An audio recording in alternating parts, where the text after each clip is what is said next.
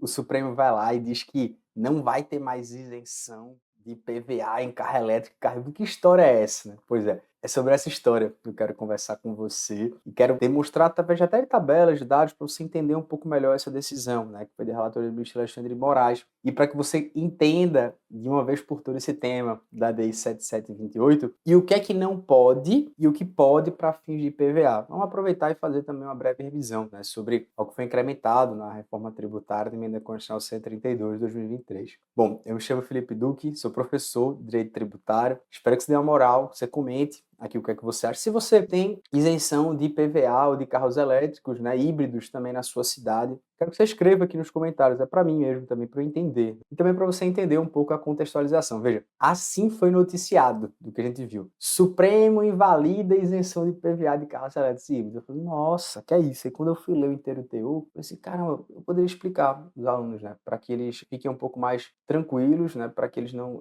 sejam guiados tão somente pelas notícias, pelas manchetes, eles entendam um pouco mais. Você é um estudante de direito e você não pode ficar vendo só manchetes, você tem que entender o inteiro teor. Vamos contextualizar um pouco sobre esse caso. O caso envolve a ADI 7728, né, de Roraima. Só que antes a gente precisa saber sobre a ideia do IPVA e qual a relação dos carros elétricos e a apresentação da lei do estado de Roraima que tentou estabelecer uma isenção, né? O que aconteceu? E primeiro, até para a gente entender um pouco mais, é possível que eu dê um desconto de IPVA para carros híbridos e elétricos? E aí a DIC diga a você que não é necessário que você dê isso. Não é porque seu estado não te dá que ele é obrigado a dar. Tá? Porque os estados eles podem fazer isso se eles quiserem, por um motivo de conveniência e oportunidade, né? Porque a isenção ela é uma dispensa legal do pagamento de tributo. Então, professor, quer dizer que a Constituição Federal ela não diz nada? Quer dizer que a Constituição Federal ela não fala nada sobre ter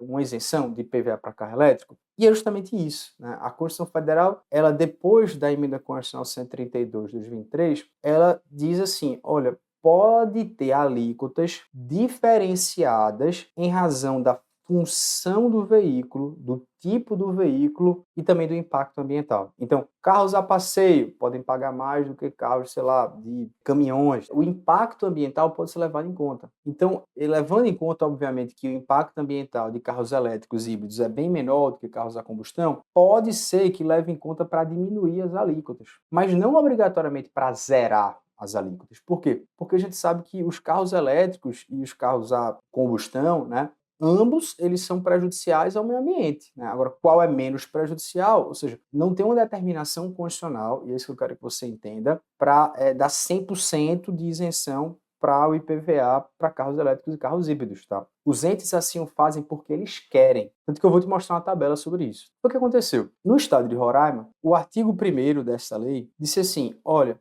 todos os automóveis que sejam elétricos, que sejam híbridos, eles não vão pagar nada de IPVA até o 5º ano após a venda dele. Então, durante 5 anos deu uma isenção para os carros elétricos e para os carros híbridos. Tá? E aí o governador, ele ficou espantado com isso. O governador do estado de Roraima entrou com a ADI contra essa lei, dizendo essa norma isentiva, ela é uma renúncia de receita. E a sua propositura, eu teria que saber quanto é o impacto disso, quanto é que isso vai gerar. E aí argumentou que, olha, eles juntaram o quanto a gente arrecada de IPVA e disseram basicamente, genericamente, que, bom, isso seria o suficiente. Mas qual a estimativa do impacto orçamentário? 5 vezes esse montante que a gente arrecada? Não é isso, né? E aí ele falou, olha, eles não disseram quanto é e nem disseram o que é que eles vão fazer para compensar. Então, a Advocacia Geral da União manifestou até positivamente, dizendo que era inconstitucional essa lei. A Procuradoria da República também manifestou. E o Supremo também. Mas perceba, e eu quero que você entenda, não foi por uma inconstitucionalidade material. E aí é onde a gente vai chegar. Foi por uma inconstitucionalidade formal. Primeiro, a previsão constitucional da reforma tributária, ela vai dizer que o IPVA pode ser diminuído conforme o impacto ambiental. Mas ele manda que você não pague nada? Não manda. Mas eu preciso que você tenha uma noção de que o Supremo declarou inconstitucional a lei formal. Por que motivo, professor? Por causa do artigo 113 da LCT, que já falava, de certo modo, o que o artigo 14 da Lei de Responsabilidade Fiscal diz. Ou seja, o que é isso, professor? Basicamente, o artigo 113 da LCT está dizendo o seguinte, velho, se você quiser fazer qualquer tipo de propositura legislativa que vá criar uma despesa nova, o que vai renunciar a uma receita, aqui é uma renúncia de receita, eu preciso que você me diga quanto é isso, uma estimativa do impacto orçamentário. Saber, velho, tá certo, eu quero isentar a galera que mora no bairro XYZ de não pagar mais IPTU. Beleza, mas quanto é isso? Então tem muitos deputados, congressistas que são eleitos com base numa campanha política de dizer, olha, quando eu passar, os pets vão pagar menos, quando eu passar, vocês que trabalham de bike, e eles querem honrar suas promessas, mas as suas promessas precisam saber o quanto é isso. Porque a Lei de Responsabilidade Fiscal no artigo 14 e o artigo 113 da LCT, ele repete basicamente o que a Lei de Responsabilidade Fiscal já dizia em 2000, dizendo que se você quiser criar uma despesa obrigatória, eu preciso que você me diga quanto é, e que você faça o que meu amigo Jurandir basicamente diz. Se eu quero criar uma despesa nova na minha casa, ou eu vou começar a ganhar mais dinheiro, ou eu vou cortar gastos. É isso. Porque você vai fazer a contabilidade. Eu, perceba, quero me matricular, sei lá, no beach tênis. Eu entro no beach tênis, eu vou gastar mais dinheiro no beach tênis. Ou eu vou ganhar mais dinheiro para jogar beach tênis, ou eu vou cortar gastos, ou eu vou deixar de tomar o cafezinho, aquela coisa e tal. Isso significa para o poder legislativo, executivo, dizer assim, olha, você quer criar uma despesa nova, que é basicamente cortar gastos, deixar que a galera não pague IPTU e IPVA, você vai ter que me dizer, esse aumento, essa medida de compensação vai ser como? As pessoas que moram naquele outro bairro vão pagar mais tributo, isso vai se compensar. Ou então não, eu vou cortar cargos em comissão, de 5 mil cargos eu vou ter 1.000. Então perceba, a ideia do artigo 113 da LCT e da Lei de Responsabilidade Fiscal é dizer isso. E no fundo o Supremo diz que esse dispositivo ele se aplica para todas as esferas federativas, para a União, Estado, DF e município. Então, o que o Supremo disse nesse caso aqui foi inconstitucionalidade formal. E perceba que é interessante porque nós até fazemos um panorama nacional, tem estados que já têm essa política de isenção, de redução, e acabam que há uma grande divergência, e tem estados que não possuem essa questão de veículos híbridos elétricos. Por exemplo, na minha pesquisa eu vi aqui que estados feito Alagoas, por exemplo, dão isenção total no primeiro ano.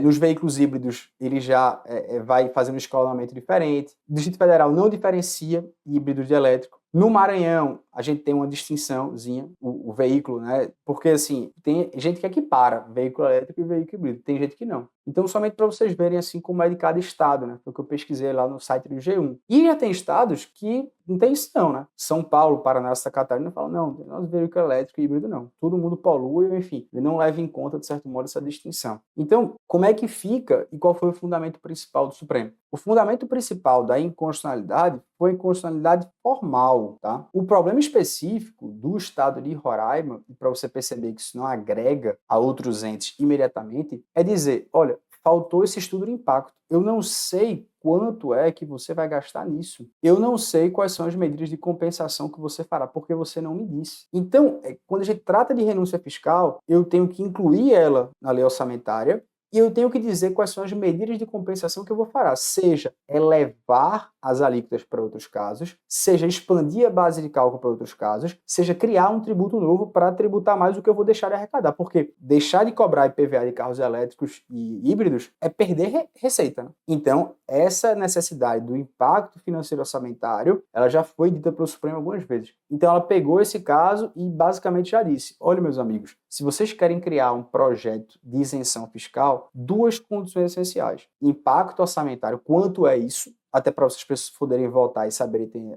a ideia. E segundo, medidas de compensação. É uma renúncia de receita. Então você tem que me dizer como é que você vai fazer, que nem meu amigo Jurandir. Ou você ganha mais, ou você corta gastos. Então calma. Não foi porque o Supremo disse, olha, não tem mais sinal de carro elétrico, carro híbrido, que foi o que foi veiculado por aí. É dizendo, Roraima não tem, porque Roraima tem que aprovar essa lei dizendo quanto é isso. E, consequentemente, estabelecer e cumprir a lei de responsabilidade fiscal. Não é simplesmente sair dando isenção à torta de direito. A gente tem que ter transparência e a gente tem que saber exatamente quanto é e o que a gente vai fazer. Afinal, você está tirando a receita da sua casa. Então, se eu tenho que tirar a receita, ou eu corto uma despesa, ou eu aumento o tributo de outro lado, para as contas ficarem no zero. Beleza? Show de bola? Comenta aí o que é que você acha, como é que é no seu estado aí. Beleza?